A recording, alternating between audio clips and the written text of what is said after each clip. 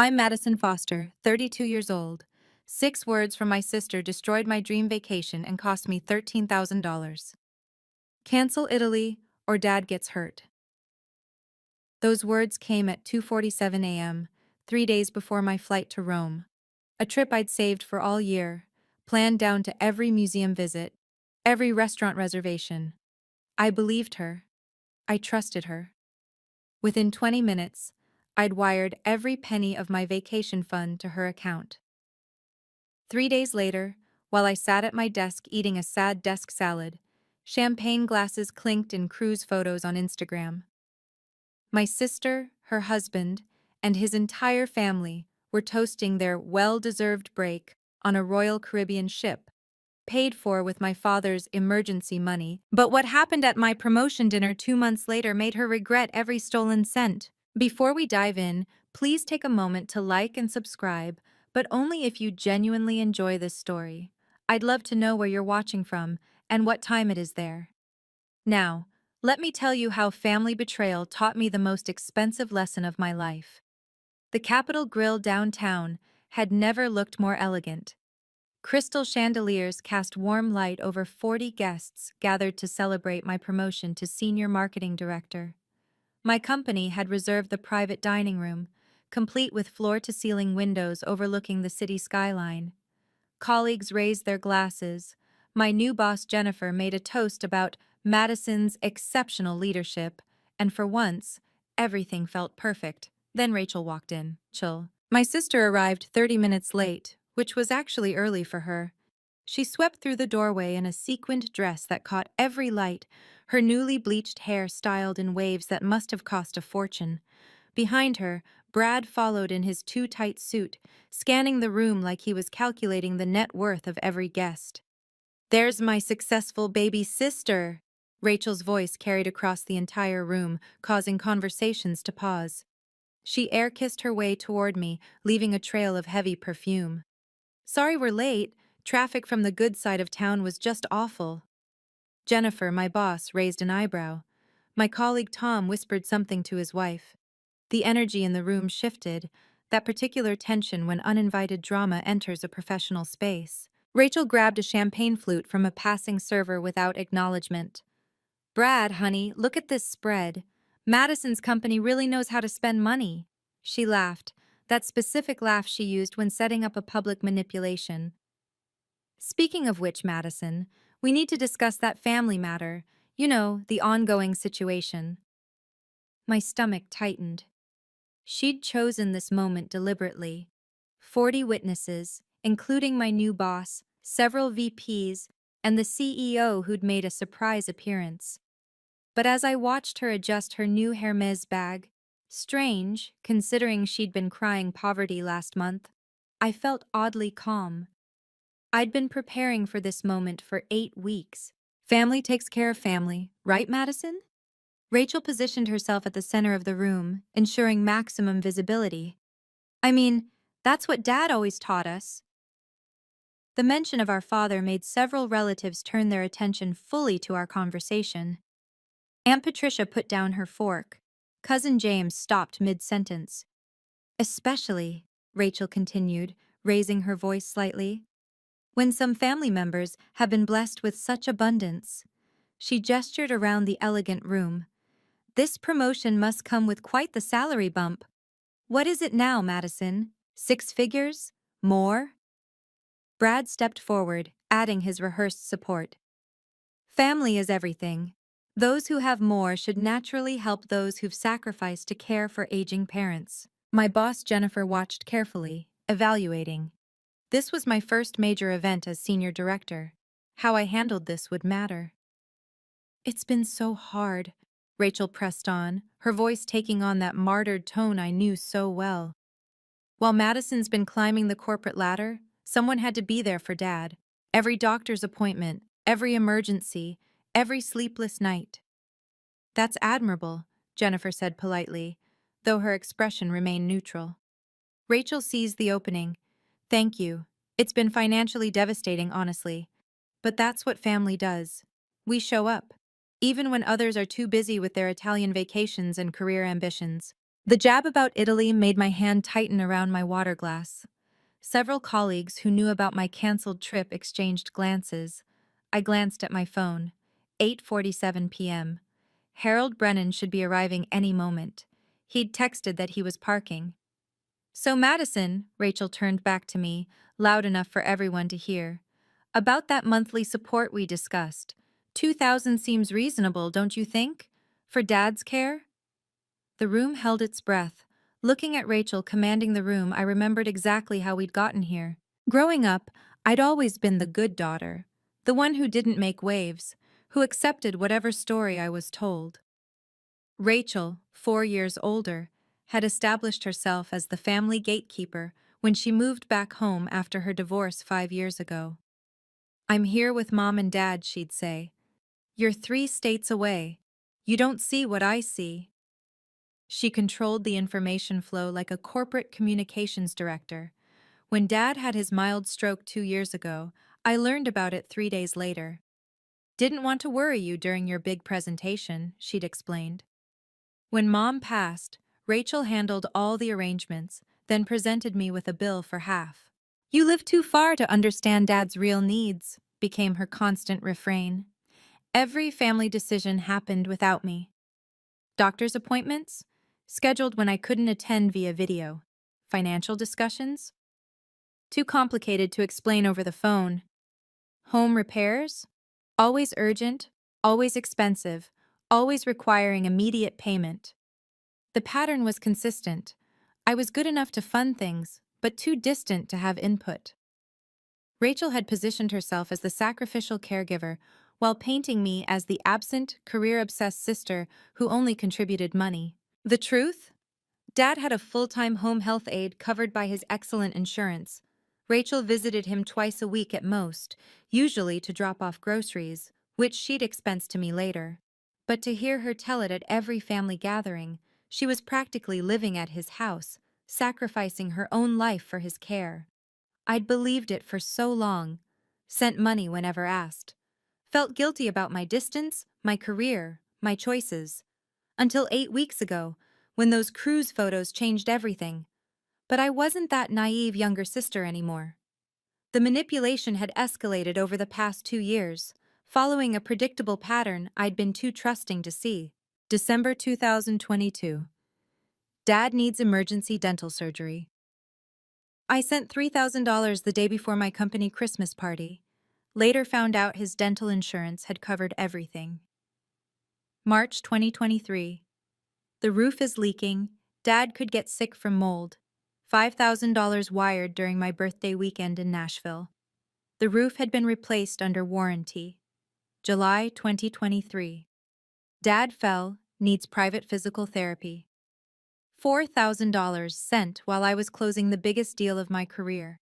Dad's Medicare covered all therapy. November 2023. House needs wheelchair modifications. $8,000 transferred the week of Thanksgiving.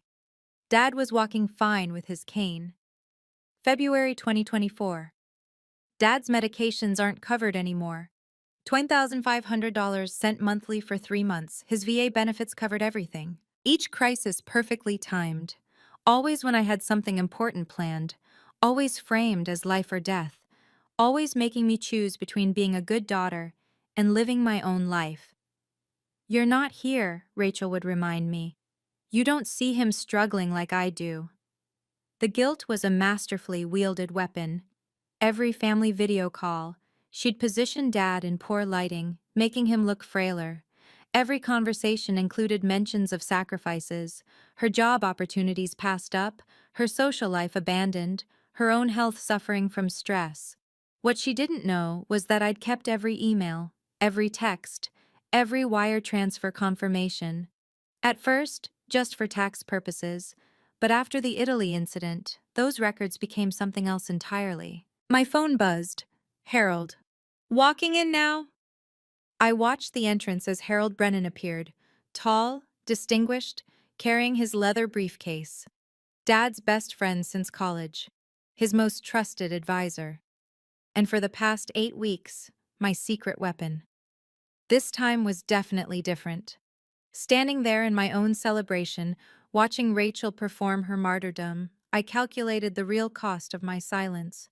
$45,000 over 3 years. Not loans, gifts, according to Rachel. Family doesn't keep tabs, she'd always say, while keeping meticulous tabs on everyone else's obligations. That money could have been a house down payment, could have been invested, could have been the safety net I'd never had. But the financial loss wasn't the worst part. Madison's always been focused on her career, Rachel told Jennifer, my new boss, with a sympathetic smile. Some people are built for family, others for spreadsheets. No judgment, of course. Jennifer's expression shifted slightly. In corporate America, being labeled as someone who abandons family for career was poison. It suggested unreliability, questionable values, lack of balance. The other VPs were listening too.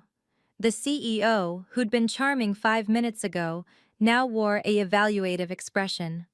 My reputation was being assassinated in real time, at my own promotion dinner. Tom from accounting whispered to his wife, loud enough for others to hear, about family drama. The new interns from my department looked uncomfortable. The regional director, who'd been considering me for the Singapore project, was frowning. This was Rachel's real power play. Not just the money she'd extract, but the narrative she'd cement. Madison the selfish sister, Madison the absent daughter, Madison who chose ambition over family. That story would follow me through every professional relationship in this room. If I stayed silent tonight, I'd be funding Rachel indefinitely while wearing the scarlet letter of bad daughter in my professional circle. Every future promotion would carry whispers. Every success would be tainted. I caught Harold's eye as he found his seat. He gave me the slightest nod. This stops tonight. If you've ever been manipulated by family using guilt as a weapon, you know exactly how I felt in that moment. The hardest part isn't the money. It's the betrayal from people who should protect you. Have you experienced something similar? Drop a comment below sharing your story. And if this resonates with you, please hit that like button. It really helps other people who need to hear this find the video. Now, let me show you exactly how the Italy cancellation unfolded. The text that destroyed my Italian dream came at 2:47 a.m. on a Tuesday. "Call me now," followed immediately by "Emergency dad in danger." I jolted awake, heart pounding. Called immediately. Rachel was sobbing. That specific kind of sob that sounds desperate but stops cleanly between sentences. "Dad owes money to dangerous people," she gasped. "They came to the house tonight." "What? Who? Is Dad okay?"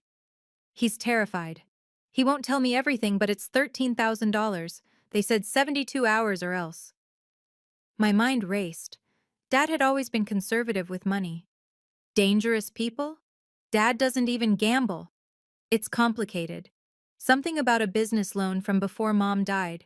These aren't bank people, Madison. They knew where he lives. They mentioned us by name. "We need to call the police." "No!" Her panic sounded real. "They said no police or it gets worse. Madison, I'm scared. I can't lose Dad, too." The mention of Mom was calculated perfectly. I could barely think straight. "I have maybe 2,000 in savings," Rachel continued. "Brad's between jobs. You're the only one who can help. I know you have that Italy money saved." Italy. My dream trip. Flights booked, hotels reserved, museums scheduled. 3 days away. They said 72 hours or they hurt him, Madison. Cancel Italy or lose Dad. The choice felt like no choice at all. What kind of daughter chooses vacation over her father's safety? "Send me the account information," I heard myself say. 20 minutes later, $13,000 left my account. The entire Italy fund plus my emergency savings. The confirmation email came through immediately. Transfer completed. Rachel texted, "You saved Dad's life. He'll pay you back when this is resolved." 3 days later, she was toasting champagne on a cruise ship. The Instagram post appeared while I was eating lunch at my desk, mourning my canceled trip. "Finally, living our best life. Blessed, family time, cruise. Life, deserved." Rachel stood on a balcony suite deck, Brad's arms around her, the Caribbean blue stretching endlessly behind them. Her in-laws flanked them, all four of them, drinks raised, smiling broadly. The timestamp, posted 3 hours ago. My hands shook as I scrolled through the photos. The deluxe beverage package wristbands, the specialty restaurant reservations, the spa appointments, the shore excursion in Grand Cayman where they swam with dolphins. $300 per person. The comments made it worse. Brad's mom. Thanks for treating us to this amazing trip. You two are so generous. Rachel's response. Family deserves the best. We've been saving so long for this. Then the gut punch. Dad commented, Have fun, kids. Looks beautiful. Dad, who was supposedly terrified in danger, owing money to threatening people, casually commenting on Facebook about the pretty ocean views. I called him immediately. Hi, sweetie. How's work? Dad, are you okay? Are you safe? Of course, why wouldn't I be? The money you owed. The dangerous people. Silence. Then confusion. What money? What people? Madison, what are you talking about? My stomach dropped through the floor. Rachel said you owed $13,000, that people came to the house, that you were in danger. Rachel said what? His voice sharpened. Madison, I don't owe anyone money. I haven't had a loan in 15 years, and nobody's come to the house except the Meals on Wheels lady. The room spun. She said 72 hours or else. I sent her $13,000. Dad's silence stretched long. When he spoke, his voice was cold. She's on a cruise right now. Posted pictures this morning. That's when I called Harold Brennan. Harold Brennan answered on the second ring. Madison, your father mentioned you might call. Mr. Brennan, I need legal advice. It's about Rachel and some money. Come to my office, today if possible. 2 hours later, I sat across from Dad's best friend since their University of Michigan days. Harold had built a successful practice specializing in family law and financial fraud. His office walls displayed 40 years of legal victories. Show me everything, he said simply. I pulled up the emails, the text messages, the wire transfer confirmation. Harold studied them with the intensity of someone who'd seen this pattern before. This email she sent, he pointed to the screen. The one confirming she received the money, read the third paragraph. I'd never noticed it before, buried in her rambling thanks. I understand this is a loan to be repaid within 90 days as discussed. She never reads the fine print, Harold smiled slightly. You wrote this? I always include terms in my transfer confirmations. Habit from work. Smart habit. This creates a legal obligation. She acknowledged it by responding, received with thanks and agreement. He pulled out a legal pad. Your father's been worried about Rachel's spending. He asked me to review some things last month. Did you know he gave me financial power of attorney 3 years ago? I didn't. He wanted someone outside the family to oversee things if needed, someone who couldn't be emotionally manipulated. Harold's expression grew serious. Madison, your father has significant assets Rachel's been trying to access. This cruise money scheme? It's escalation. What kind of assets? Let's just say your mother's life insurance and your father's pension are both substantial. And there's something else. Your dad's been documenting things. He's sharper than Rachel thinks. My phone buzzed. Rachel, texting from the ship. Hope you're not bitter about Italy. Some sacrifices are necessary. Harold saw my expression. Save that. We'll need it. 8 weeks of preparation led to tonight. We need documentation, Harold had said, and witnesses, lots of witnesses. The promotion dinner invitation had seemed like perfect timing. 40 guests, including several who worked in legal and finance. Professional setting with security cameras. Public enough for accountability, controlled enough to maintain dignity. Invite Rachel personally, Harold advised. Make it irresistible. My text to her had been carefully crafted. Having a celebration dinner for my promotion. Companies paying, exclusive venue. Would love family there to celebrate. You and Brad should come. Open bar and 5-course meal. She'd responded within minutes. Of course we'll support you. Family shows up. The irony wasn't lost on me. I'd arranged the seating strategically. Harold at a table with clear sightlines. My colleague from legal affairs, Patricia Chen, positioned nearby. The restaurant's manager, briefed discreetly, had ensured security cameras were functioning and well positioned. What if she doesn't bring it up? I'd asked Harold. She will. The promotion, the public setting, the audience, she won't resist. It's the perfect stage for maximum guilt and pressure. He'd been right, of course. I'd also prepared something special. My laptop, already connected to the restaurant's presentation screen for the promotion slideshow, contained a folder labeled Family Memories. Inside were documents that told a very different story than Rachel's narrative. Perfect, Rachel had texted this morning. Brad's coming too. We have something important to discuss. Of course they did. They always had something important to discuss when they smelled money. Now, watching Harold settle into his seat while Rachel held court, I felt the calm that comes with thorough preparation. Every document backed up in triplicate, every email archived, every legal requirement met. Rachel wanted an audience for her performance. She was about to get one. Rachel stood up, tapping her champagne glass for attention. The room quieted, assuming another toast was coming. I hate to mix family business with celebration, she began, not hating it at all. But some things can't wait. Jennifer, my boss, set down her fork. The CEO leaned back in his chair. Everyone sensed the shift. While Madison's been achieving all this professional success, she gestured around the room, some of us have been handling the unglamorous work, the daily caregiving, the sacrifice of our own dreams.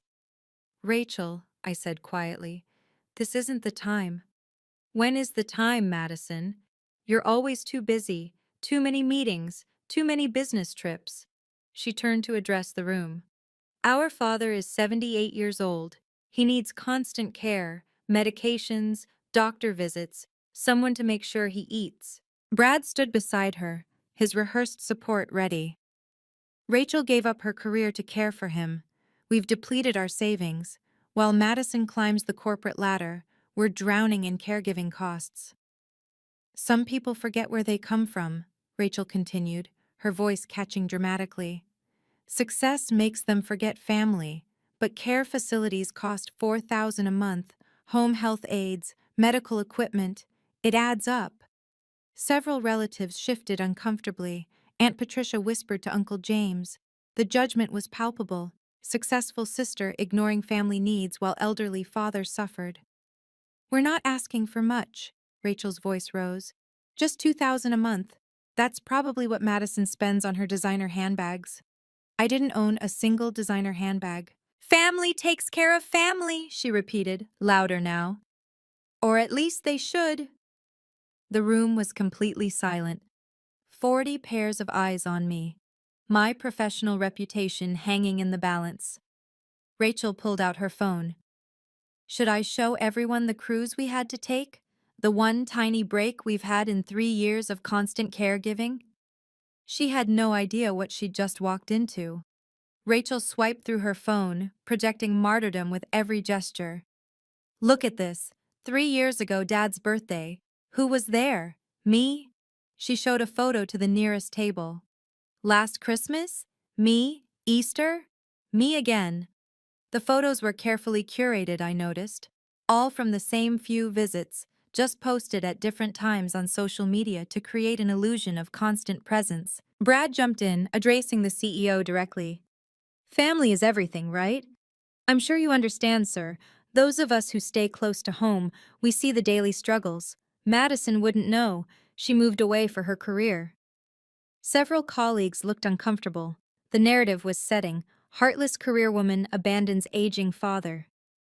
These are from last month, Rachel continued, showing more photos.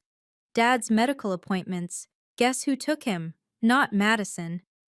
Aunt Patricia nodded sympathetically. It's hard being the only one who shows up. Exactly. Rachel seized the support. And now with this promotion, Madison's making what? 200,000? More?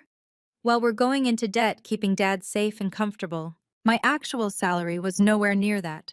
But corrections would sound defensive. We've had to sell things, Brad added. Family heirlooms, my car. But we do it because that's what love looks like. Jennifer watched me carefully, evaluating how I'd handle this crisis. The Singapore project lead was definitely reconsidering. Two interns looked like they wanted to disappear.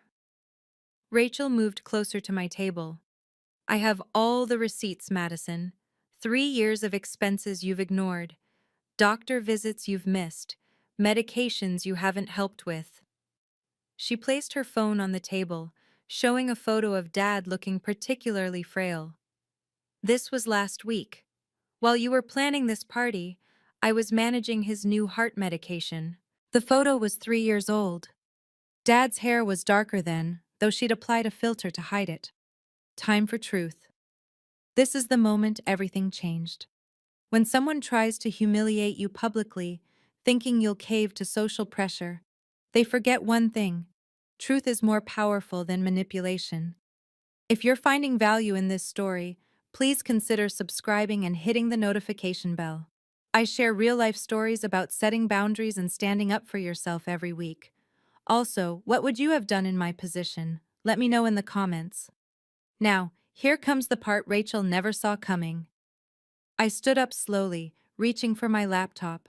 Let's talk about facts, shall we? The presentation screen behind me, which had been displaying congratulatory messages, switched to a new display.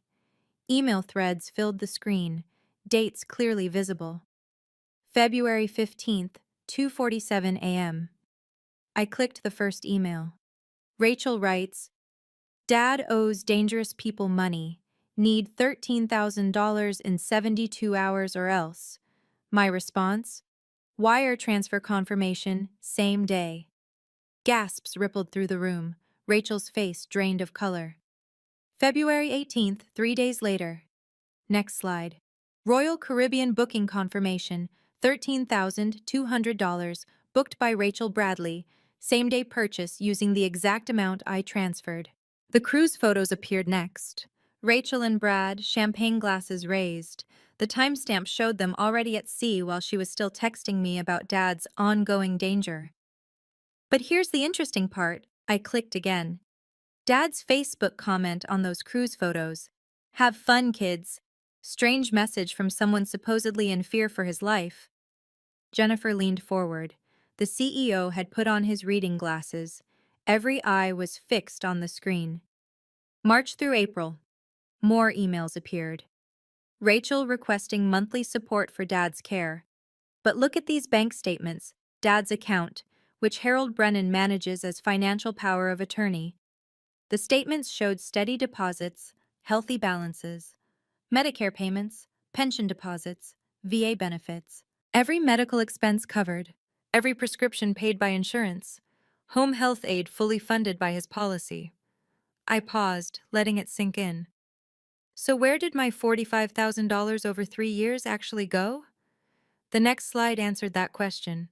Screenshots of Rachel's social media, new cars, vacation photos, shopping sprees, each conveniently timed after my emergency transfers. Rachel stood frozen, her mouth opening and closing without sound. Should we discuss the receipts now? I asked calmly. Harold Brennan stood up from his table, his presence immediately commanding attention. Perhaps I should introduce myself. Harold Brennan, senior partner at Brennan and Associates. I've been the foster family's legal advisor for 30 years. Rachel's face went from pale to ashen. Harold, this isn't... I'm also, he continued, walking toward the center of the room, Robert Foster's designated financial power of attorney, a role he requested I take 3 years ago due to concerns about financial exploitation. He pulled documents from his briefcase. Ms. Bradley, you claimed your father owes dangerous people money. I can confirm, having full access to his financial records, that Robert Foster has no debts. Zero. His credit report, which I pulled yesterday, shows no loans, no credit cards, no obligations whatsoever. Brad started to speak, but Harold raised a hand. Furthermore, the alleged threatening visitors you described? Robert's home has a Ring doorbell system I helped install. I've reviewed all footage from February. No unusual visitors, no threats, nothing but the Meals on Wheels volunteer and the mailman. The room was dead silent. This constitutes wire fraud, Mrs. Bradley. Harold's voice carried the weight of 40 years of legal practice. Using false pretenses to obtain money through electronic transfer. Federal crime. Up to 20 years imprisonment and fines up to $1 million. You can't prove, Rachel started. Your email acknowledgement of receiving the funds includes your agreement that it was a loan to be repaid in 90 days. That was 60 days ago. The payment is now due. Harold placed a document on the table. This is a formal demand for repayment. Jennifer whispered something to the CEO. Several people were recording on their phones. The intern's table looked collectively stunned. But there's more, Harold said, his tone growing graver. Should we discuss the $78,000 you've already taken from your father's accounts before he granted me oversight? My phone rang, displaying Dad on the screen. I'd been expecting this call. Put him on speaker, Harold suggested. Dad's voice filled the room, clear and strong, nothing like the frail victim Rachel had portrayed. Madison, is everyone there? Yes, Dad. You're on speaker. Good. Rachel, I know you're listening. His tone was disappointed but firm. I need everyone to hear this directly from me. I am not in danger. I have never owed money to dangerous people. I'm financially secure and well cared for. Rachel tried to interrupt. Daddy, you don't understand. I understand perfectly. You told Madison I was in danger to steal her vacation money. You've been taking money from her for 3 years using my name. That ends tonight. The room was riveted. This wasn't just family drama, it was a complete unmasking. I have copies of every text you sent Madison, Dad continued. Every fake emergency. Every manipulated photo where you used filters to make me look sicker. I also have the real receipts. The ones showing my medical expenses are fully covered, not the doctored ones you've been sending Madison. How did you... My Ring doorbell isn't the only camera, Rachel. I installed a full security system after Mom passed. I have video of you and Brad in my home office, going through my files, photographing my medical cards. I have you on audio planning which emergency to use next. Several guests gasped. Aunt Patricia covered her mouth. The relatives who'd been supporting Rachel minutes ago now leaned away from her. I'm disappointed in you, Rachel. Your mother would be heartbroken. Madison has been nothing but generous, and you've repaid her with lies and theft. Rachel's legs seemed to give out. She sank into a chair, her face crumbling. But Dad wasn't finished. Harold placed a document in front of Rachel. This is a repayment agreement, $13,000 within 30 days. Sign now, or we file charges Monday morning. I can't pay that back, Rachel whispered. You had money for a cruise, I said quietly. You'll find money for this. Harold continued with professional precision. The wire fraud charge alone carries 5 years federal prison time. Add conspiracy with your husband, interstate fraud since Madison lives in another state, and elder abuse for using your father's name, we're looking at potentially 15 years. Brad grabbed the papers. This is extortion. No, Harold corrected. Extortion is threatening someone's father to steal $13,000. This is a legal remedy to fraud. Your choice, sign and repay, or explain to a federal judge why you thought this was acceptable. The CEO of my company spoke up. I can confirm that our legal department would fully support Ms. Foster in pursuing criminal charges. We take fraud seriously, especially when it affects our employees. Jennifer added, our corporate counsel would be happy to assist Mr. Brennan if needed. The walls were closing in. Rachel looked around the room desperately, finding no sympathy. Even Brad's parents, who'd been invited last minute, looked disgusted. 30 days, I said, maintaining eye contact with Rachel. Not 31, not 60, 30, or Harold files charges. Rachel's hand shook as she signed. Brad signed as co-guarantor, his face purple with rage. One more thing, Harold announced. Any further contact with Madison outside of this repayment constitutes harassment. Any defamation on social media or elsewhere will result in additional civil action. Are we clear? Rachel nodded, unable to speak. I need verbal confirmation, Harold insisted. Clear, she croaked. Mr. Bradley? Yeah, clear, Brad muttered. Harold collected the signed documents. 30 days. Rachel erupted like a volcano that had been building pressure for years. You selfish bitch! She shot up from her chair, knocking over a water glass. You've ruined everything! Everything! The professional atmosphere shattered. Guests pulled back as Rachel's composure completely dissolved. I gave up my life for this family, my career, my dreams. She was screaming now, mascara streaming down her face. You got to leave. You got to build your perfect life while I was stuck. Brad tried to grab her arm. Rachel, stop! She yanked away from him. No! She needs to hear this. Madison the perfect daughter. Madison the success story. You don't know what it's like. Ma'am, I need you to calm down. The restaurant manager had appeared, security flanking him. Rachel spun toward the crowd. She's destroying her own sister, her family, over money she doesn't even need. As she gestured wildly, her Hermes bag fell from the table, spilling its contents. The authentication card fluttered out.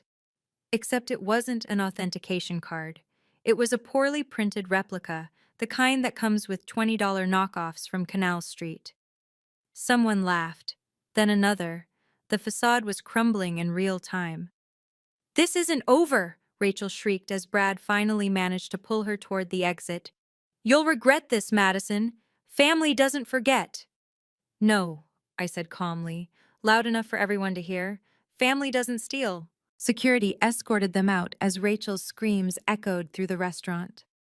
Through the windows, we could see her in the parking lot, still yelling, still gesturing, while Brad tried to get her into their car, a leased BMW they'd been 3 months behind on payments for. The room remained silent for a long moment after they left. Then, slowly, someone started clapping. The video went viral within 12 hours. Someone at table 6 had captured everything. Rachel's meltdown, the fake Hermes reveal, her being escorted out screaming. By morning, it had 300,000 views on TikTok with the caption, "Sister tries to shake down sibling at promotion dinner, gets exposed."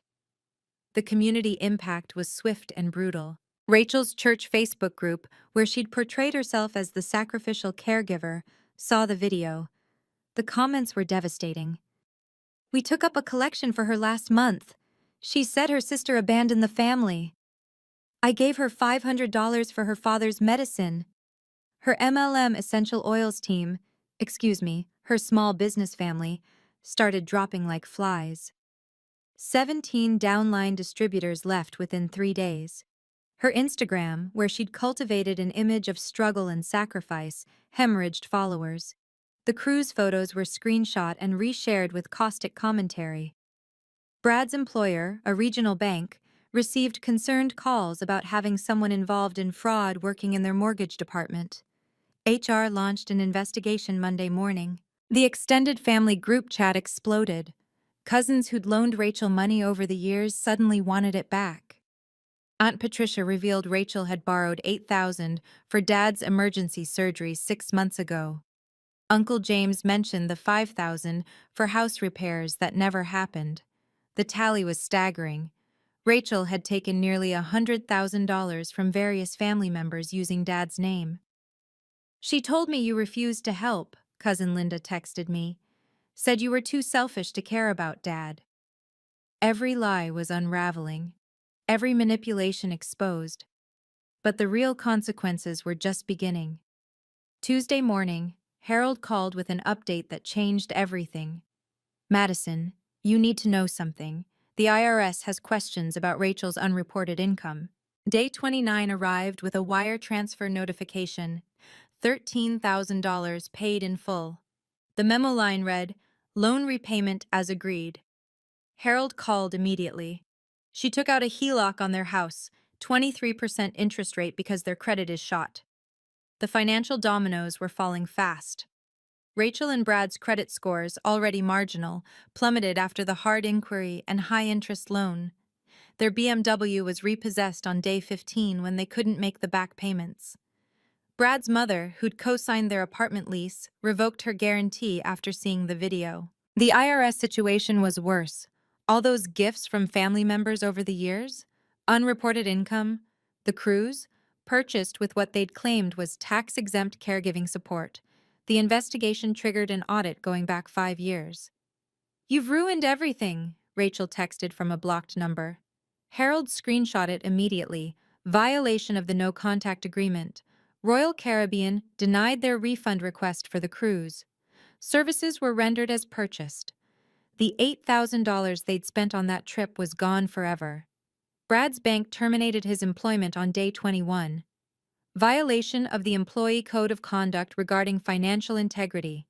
Without his income, they couldn't qualify to refinance the HELOC to a lower rate. The MLM company formally terminated Rachel's distributorship after multiple complaints from her former downline about financial misrepresentation. Her inventory, $12,000 of essential oils bought on credit, sat unsellable in their garage.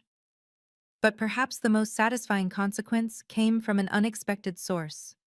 The nursing home where Rachel had claimed to spend every day caring for residents, part of her martyrdom narrative, called Harold. They'd seen the video. They wanted to clarify that Rachel had never volunteered there, despite using their name in several fundraising posts. Every lie had a price, and the bill had come due. The first honest conversation with Dad happened 3 days after the dinner. "I should have protected you better," he said over video call, his voice heavy with regret. "I saw what Rachel was doing, but I hoped she'd stop on her own." "You were protecting yourself too, Dad. She was manipulating all of us. When your mother was sick, Rachel promised to help with her care. Instead, she was taking money from your mother's purse. Small amounts, 20 here, 50 there. Your mother knew but didn't want to cause problems." He paused. "I should have stopped it then." The family dynamics shifted completely. Cousins who'd avoided me, thinking I was the cold career woman, started reaching out. "We had no idea," became the common refrain. "She was so convincing." Thanksgiving came 6 months later, the first without Rachel. It was smaller but infinitely more peaceful. Dad flew out to stay with me, his first trip in 3 years. He was healthier than Rachel's photos had ever shown, walking 2 miles daily, sharp as ever. "I've updated my will," he told me over turkey. "Harold has everything documented. Rachel gets nothing. Not because I'm angry, but because she's already taken more than her share." The relatives who attended were different too. The ones who'd always been kind but quiet, overshadowed by Rachel's dramatics. Aunt Patricia apologized for believing the lies. Uncle James brought his famous pie and stories about Dad's college days I'd never heard because Rachel always dominated conversations. "You know what I realized?" Dad said as we walked after dinner. "Rachel inherited your mother's anxiety, but none of her kindness. You got both her strength and her heart." For the first time in years, family felt like family, supportive, genuine, drama-free. "I'm proud of you," Dad said simply, "for standing up, for stopping the cycle." Setting boundaries transformed everything. The new rule was simple: no family loans. Ever. If Dad needed something, it went through Harold with full documentation. If relatives had emergencies, I'd provide information about resources, not cash. The First National Bank of Madison was permanently closed.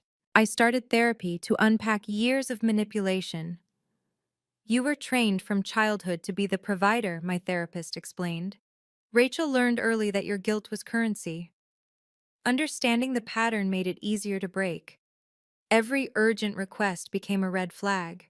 Every guilt trip lost its power. No became a complete sentence. No justification required, no apology needed. Work improved dramatically. Jennifer pulled me aside a month after the dinner. That took courage. Real leadership isn't just about presentations and profits. It's about standing for principles even when it's uncomfortable. The Singapore project was mine. The promotion stuck. My reputation, rather than being damaged, was enhanced. Someone who can handle that with such grace can handle anything, the CEO had said. I created an actual emergency fund for Dad, a trust managed by Harold with clear guidelines. Medical emergencies only. Every expense documented, no cash withdrawals. It protected Dad from future exploitation while ensuring his real needs were met. The therapy revealed something else. I'd been buying love, thinking money equaled care. Real love doesn't have a price tag. It shows up in phone calls, visits, genuine concern, things Rachel never offered despite living 20 minutes from Dad. 6 months later, I finally felt free. Free from guilt, free from manipulation, free from the exhausting cycle of crisis and payment. Boundaries aren't walls, my therapist said. They're gates. You decide who gets access and on what terms. The most expensive lesson of my life became the most valuable. 1 year later, I stood on a Venice bridge watching sunset paint the canal gold. But this time, I wasn't alone. Dad stood beside me, his camera capturing the light on ancient buildings. His first international trip ever, at 79 years old. Your mother always wanted to see this, he said quietly. We kept saying, next year, until there were no more years. We'd planned this trip properly. Harold managing Dad's home care, medical clearances obtained, every detail arranged. The trip I'd canceled for Rachel's lies had become something better. A father-daughter journey neither of us had imagined. I got an email, Dad mentioned over dinner at a small trattoria. Rachel wanted to apologize. Says she's in therapy now. I'd received the same email. 3 pages of justification disguised as apology. How hard her life had been. How unfair everything was. How she'd been driven to desperation. No real accountability, just more manipulation in a softer package. Did you respond? I asked. No. Harold says any contact could reset the legal timeline. Besides, he raised his wine glass. I'm busy living my life. We toasted to that, to boundaries held, to trips finally taken, to relationships built on truth rather than guilt. My promotion had led to another, then another. The Singapore project launched successfully. My career, freed from constant financial and emotional drain, flourished beyond what I'd imagined. But sitting in that Venice restaurant, watching Dad try gelato for the first time, laughing at his expression of wonder, this was the real victory. Not the money recovered or the promotion saved, but this moment of genuine connection, unmarred by manipulation or crisis. Some prices are worth paying for freedom, I told Dad, thinking of everything the last year had cost and given. And some freedoms, he replied, are priceless. Thank you for staying until the end of my story. If you've ever struggled with setting boundaries with toxic family members, know that you're not alone. Your peace of mind is worth more than keeping the peace. What's the hardest boundary you've had to set with family? Share in the comments below. Your story might help someone else find their courage. If this story resonated with you, please like and subscribe for more content about standing up for yourself with dignity. And remember, family doesn't mean accepting financial abuse. Until next time, protect your peace.